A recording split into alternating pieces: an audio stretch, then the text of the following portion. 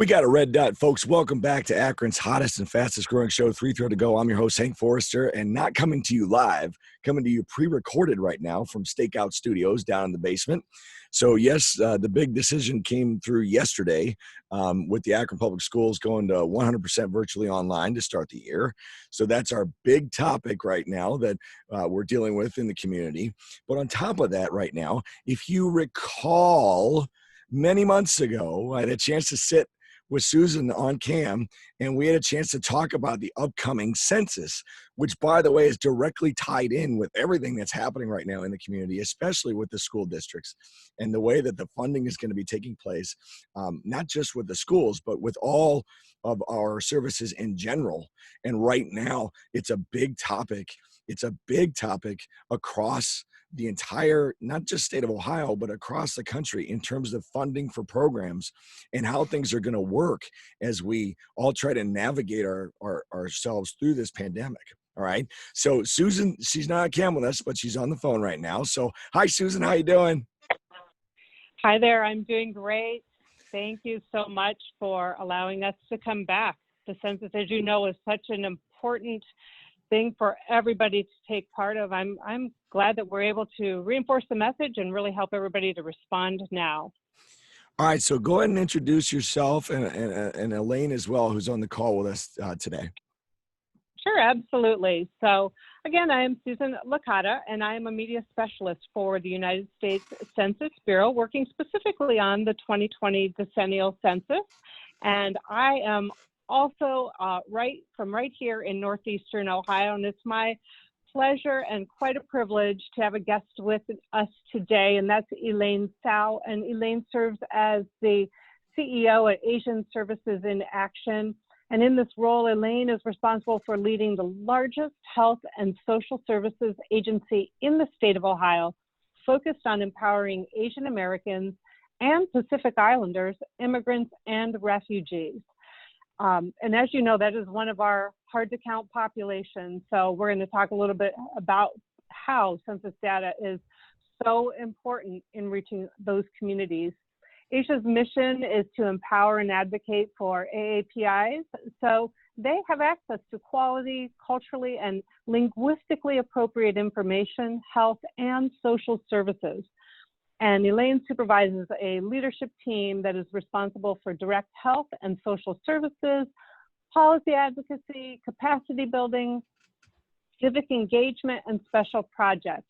And she also has the responsibility for ensuring compliance of the requirements for Asia's International Community Health Center, also known as ICHC, which is a federally qualified health center.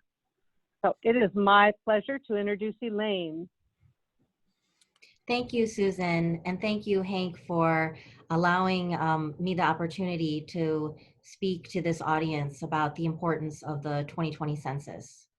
Well, thank you so much for being on. And you know, it's interesting the way that we've all already evolved and changed during this, where we can now do these sorts of interviews in this format, and they've become acceptable to do it this way, right?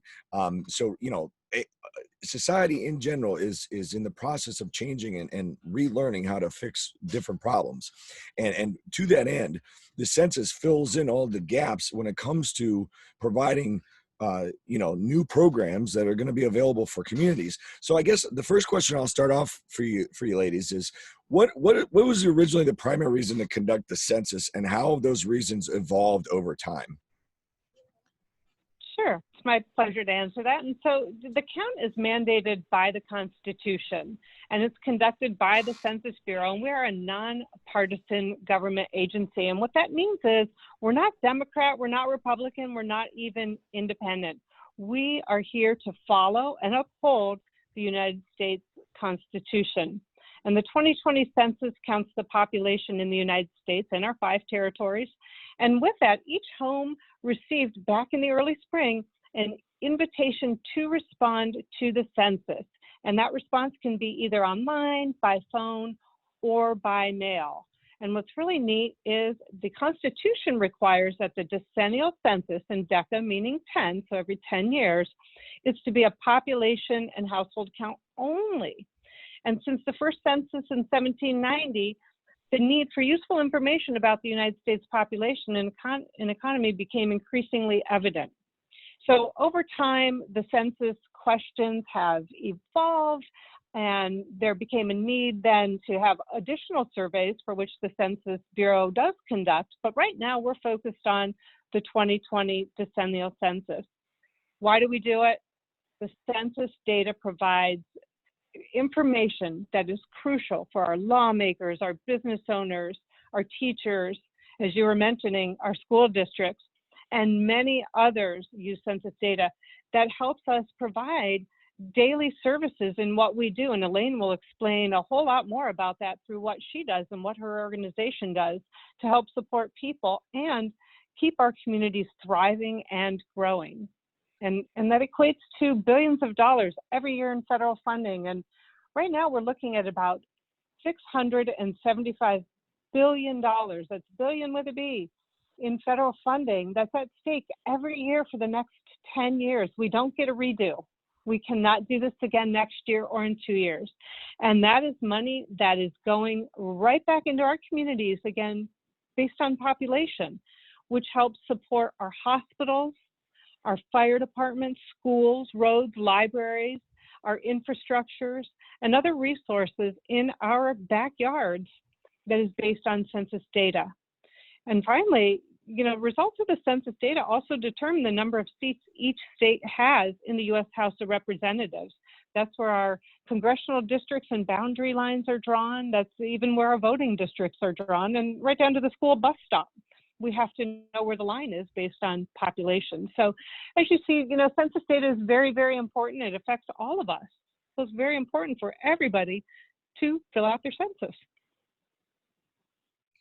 Yeah, I definitely agree with what Susan has outlined.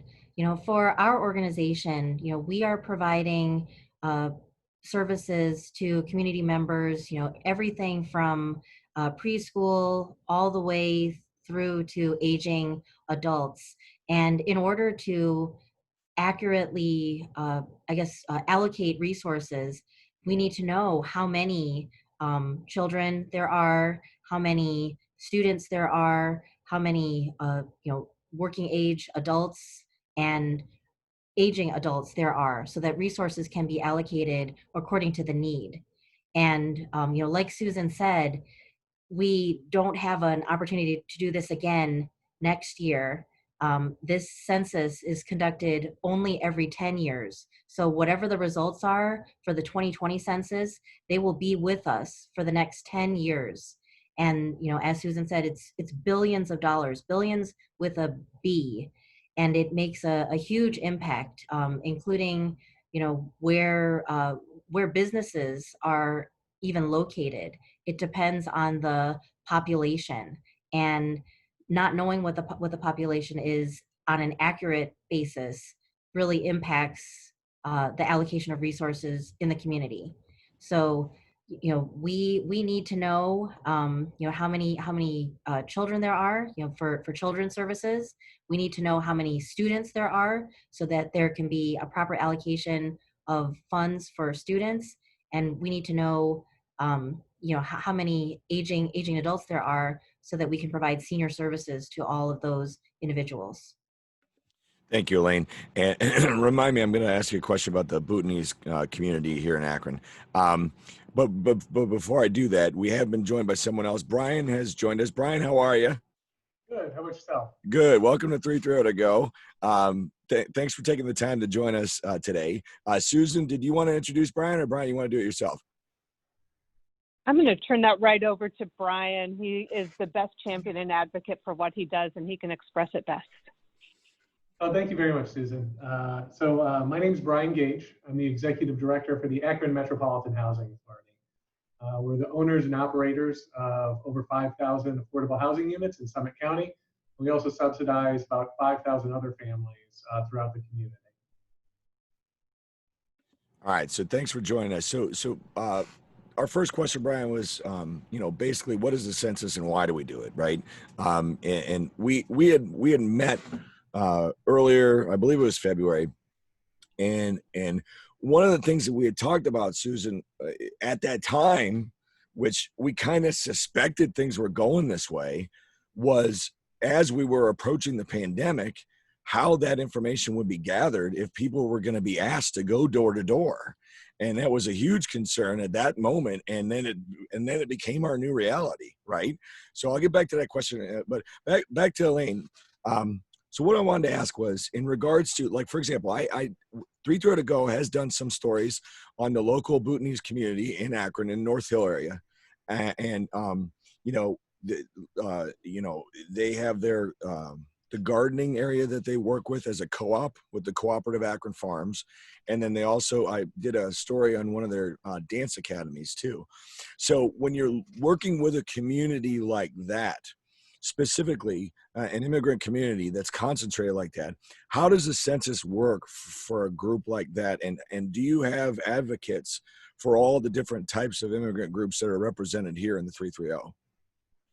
Yes, so something that Asian Services in Action has been doing throughout the pandemic is that we have been performing well checks on our clients. And each year, Asia serves nearly 60,000 clients per year across the state of Ohio, primarily in Northeast Ohio.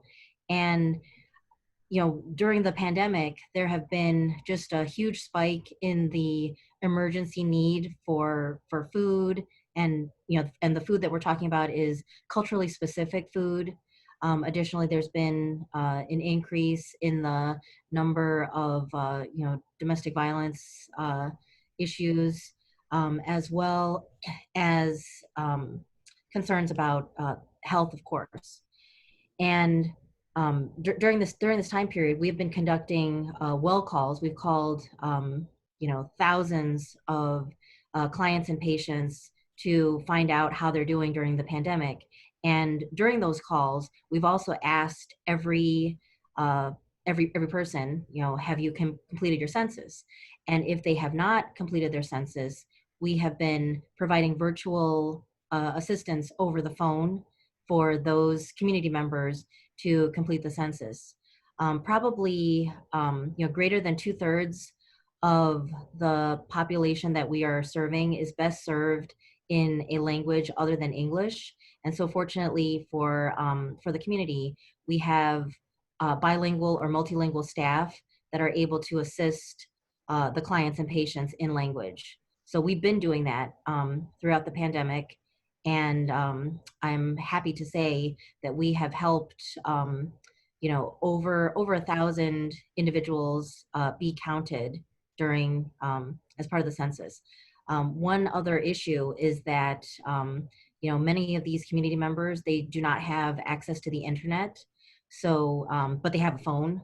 So when we call them for well checks, we are able to help them complete the census online because we have internet access at our offices. And that was a complete pivot for us because before the pandemic, we had planned to have office hours where clients and patients could walk in and with their census information, and we would help them complete the census with providing language support. But with the pivot, we're calling our clients and patients and providing assistance over the phone. Yeah, and the reason I asked that is, when it comes to the different communities, there's such diversity. So you'd have to have a bunch of people working with you to help you in terms of, if they need translation and all that stuff. So I was just, I was thinking from the diversity in the Akron and Canton area. So turn it over to Brian real quick. Brian, what's your take? I asked it earlier, right before you were on. How important is the census data that's being collected for our specific communities here in the Akron, Canton, and 330 region? So, I think it's extremely important. It kind of sets the tone for the next 10 years going forward, not only in our representation in Washington, D.C., but more specifically about the things that I'm concerned about, and we should all be concerned about, is the amount of funding and the amount of tax dollars that we bring back to the community, specifically in the housing world. What I'm looking at is the amount of community revitalization funds that come back. We have communities of color, low-income communities that I serve and I work in every day. And as we drive through Akron and Canton, Summit and Stark County, we see communities that need reinvestment. And those funds for reinvestment are brought back to our communities based on population. Really, it's very important to get counted out there so we can reinvest those federal funds back into the communities that need it, specifically communities of color and low-income communities where there's no private sector investment out there, and the public sector investment is what's really important. So that's what's really at my heart, is trying to make sure that all those low-income communities are counted accurately, as well as the minority populations are calculated and represented in Washington, D.C., where historically they've not been adequately represented. Okay, thank you for that. Excuse me. All right, Susan. So how are we doing? Where are we in the process right now? This obviously it's this year has been completely different, unlike anything they've probably ever had to deal with before. So give us a general update as to how it's going. Sure, and it's going well. We are prepared. Nobody could foresee, of course, the pandemic. And let me first piggyback off what Elaine had mentioned a few minutes ago about language and language support. And so, for the first time ever, the census is available online and by phone in 13 languages. So that's 12 languages plus English, and there's guidance available for an additional 59 languages. So that's pretty awesome, and especially during this time of the pandemic, and while in the early spring, many were quarantined in our own homes, it gave folks the opportunity to respond comfortably at the convenience, from the convenience of their own home, and in a language that they're familiar with. As well, folks that may need TTY or Braille, that assistance was available as well. So what we tried to do was remove those barriers to response that may have been a factor in the 2010 census, and looked at 2020 and said, hey, what can we do to make sure that we are reaching everybody? Because it's your right to be counted. It's the time to step up and be counted, but it is your right. And to Brian's point about housing, and public housing and the federal funding, and so many people rely upon federal aid of varying types, that to go uncounted actually is a detriment, to the community, but to their own well-being to go forward, because it does help provide those dollars for critical services. So when we were looking at coming into the time of the pandemic and our operations had been paused in part, especially our field operations, but the census continued. And, with the advance of technology and folks being able to respond online or by phone, we've been moving along nicely. Now there's a public map available of the United States showing response rates. And if you visit 2020census.gov, you can either type into the search bar response rates, or I believe it's the first menu item across the top, and there's a drop down and it says response rates, and you'll see a snapshot of the United States, and it's an interactive map. You can then click on the state of Ohio, you can look at the county, and you can then drill down into your city, township, or congressional district. And it only goes to the view of a census tract. Again, census response information will never allow any one person, business, or organization to ever be identified. So it's collective information, but you can see, and this map is updated every day, what the response rate percentage is for Summit County. Currently, we're at 70.9%. So the count is not over yet. We have through October 31st. We've still got some ways to go. Let's get the additional 30% of folks within the county counted. Ohio's at 66.8%, and nationwide we're right around 62.3%. So everybody does count. We have, and we continue to encourage folks to respond now. Respond online, by phone, or if your household received the paper form in the mail, return that paper form. Outside of that, we are beginning what's called our mobile questionnaire assistance phase, and that is called MQA for short. And the mobile questionnaire assistance locations pop up at places where folks receive or purchase their essential goods or services. So you may see an MQA location in your neighborhood at outside of a grocery store, or perhaps a pharmacy, perhaps outside of the library. We are maintaining social distancing, and of course our folks are in PPE. And we encourage folks to, if they have a laptop or a device or their smartphone, to bring your equipment with you, and they will receive guidance to help fill out their census safely, confidentially, and securely. Following the MQA operation then, and let me make one note about that. If you see an MQA location, but it's not in your neighborhood, that's okay. You can still respond. You don't have to worry about responding at an MQA location outside of your area, because census response goes back to the house in which you live, your address, not the location in which you filled out your census. So that's a pretty convenient way for folks to respond to the census if they have not yet already.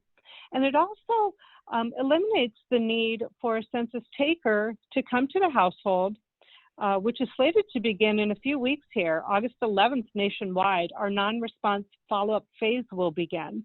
And that's where census takers visit households that have not yet responded and do that face-to-face interview. They never come in the house, but they ask the same few questions as the online form or the paper form or the MQA location. Some folks are not comfortable with the census taker coming to their home, but we do remind people that if they do come to your home, remember these are local people doing local work. These are the folks that we hired when we hired 500,000 people across the country in the late fall and early winter for these census taker, also known as enumerator positions. So really the time is now. Step up, it's your right, respond now, and get counted. Be counted for your community. Susan, what are they going to look like? What? Okay, so we are living in a time right now where everybody is freaking out about security and about masks and about just everyone's losing their mind right now, right? So if someone walks up to that door, what are they going to have as far as like an ID or something that says, "Hey, I'm a numerator. You can trust me," right? That is a great question. I am so glad you asked that question. So all of our census employees, and let me start by saying, they have all been fingerprinted and have had a thorough background check. All census employees will have identification in the form of a U.S. Census ID badge. It has their picture, it has an expiration date, and they will show that to the respondent when the respondent opens the door. They will have census markings on their device, their collection device, which looks kind of like an iPhone. And they'll also have markings on their, it looks like a messenger bag. So very clearly marked, not easily duplicated. That will say U.S. Census Bureau. Okay. And we can add the links for viewers and listeners so that they can be prepared and know what to look for, because as you mentioned, there are unscrupulous folks out there that are just waiting for an opportunity. And we want to make sure that not only that folks respond to their census, but they do so safely, confidently, and privately with their information protected. Yeah, and I'll bounce the same question over to Elaine and to Brian. Hold on, quiet dog. Sorry. Yeah, I think. Yeah, the question is, how do we keep folks safe, and how do we make them comfortable? Yeah, I mean, I'll definitely piggyback off of what Susan was saying about the safety. I mean, the safest way would be for everyone to self-respond and complete their census, so that the non-response follow-up team does not need to come to anyone's home. But I just want the message to be clear that that there will not be an enumerator, at least a legitimate enumerator, who will be coming to anyone's home to ask them, personal information like, whether they are a citizen, or, for their political party or their political affiliation or anything along those lines. This is purely a count. The person's immigration status is not a question that is permitted, and it's not a question that it appears on the 2020 census. No one's going to ask about any type of employment verification or anything along those lines. The census is safe and confidential, and it is designed only to obtain a count. Literally, how many people are living in a specific area. And that information is extremely important so that the government can know where to allocate resources. Government and also businesses as well, because businesses may decide, okay, they need to open up a business in this area because there are so many people who need a particular service or store of a particular type, and that information is helpful, and obtained from the census. Additionally, I would like to note for any listeners who are in the geographical area where Asian Services in Action is located at 370 East Market. We will be one of the MQA sites. I've given permission for the census to have a table outside of our community health center, which is, patients are accessing the healthcare services anyway. And, if they pass by and would like to have some assistance with the census questionnaire, the MQA table will be accessible. And Brian? Yeah, so we've participated and partnered with the census for almost a year now at the Reach Opportunity Center in Summit Lake, getting people hired there, as well as getting people counted there. So we've invited them onto our property, and they'll likely be at most of our senior buildings in the common areas, which we've set up with Wi-Fi. So anyone can do the census on their own cell phone. And they might need some technical assistance from the census helpers that will be there in those senior and disabled buildings. But we do have Wi-Fi accessibility for everyone to do it on their phones. In our family developments, I agree with Elaine, is the easiest thing to do is to not have people come to your house. In our communities in Middlebury, they should definitely fill out the census online. They're a little bit lagging behind the rest of Akron, Middlebury and Summit County and Summit Lake. So I'd like to see those two areas really step up and kind of get their reporting rates up a little bit better. But yeah, I think the Census Bureau has done a very good job in making sure that people are identified. And also, it's my understanding that what they're going to do is provide the technical assistance. If you have a cell phone, if you have the ability to do it when you come to the door, which I know most of us do, you can self-report instead of providing that information to another person. You'll be able to finish it out online, and they can just guide you through that process. All right, thank you for that. Appreciate it. All right, Susan, I'm pretty much out of my questions. Is there anything that I've forgotten? Well, and let me just add from what Brian was mentioning. Yes, we encourage folks, if somebody does come to your door, a census taker does come to the door, to encourage you to use your device when responding. And that, again, cuts down on any type of potential for transmission. We will happily help and guide folks to respond to the census. And know that also responses are not challenged. So no matter if you are responding in any of those ways, whether it's in person, an MQA site at your doorstep, online, by paper, by phone, your responses are not challenged. It is not the census taker's job to question what you have responded to, only to record the responses. And that's the same. And we've had some folks ask us about, well, what if they come to my house and I have more people living here than I should? Well, it's not the census taker's role to report out anything. We do not share any information externally with any other agency. And I can't stress that enough. All responses are protected by law. We don't share with law enforcement, with the FBI, with child support, with ICE. We don't share with the IRS, the Bureau of Motor Vehicles, with housing or any zoning authorities. And we only collect the information for data. Only the data is extracted, never the personal identifying information. But again, it is so important to respond. We're not going to ask, as Elaine had mentioned, we're not going to ask about your political affiliation, your religious affiliation, your income, job, employment, license, registration, credit card banking, any money. We will not ask you about your neighbor. We will not come into your home. We will not even ask to come in your home. You could be like my mother, who's always offering milk and cookies, to anybody that comes by. She's very warm and friendly, but a census taker will not come into the house, and they will not walk around your house. And we're not going to ask you anything about anybody who does not live in your house. We're not going to ask you about your cousin or your uncle or your friend.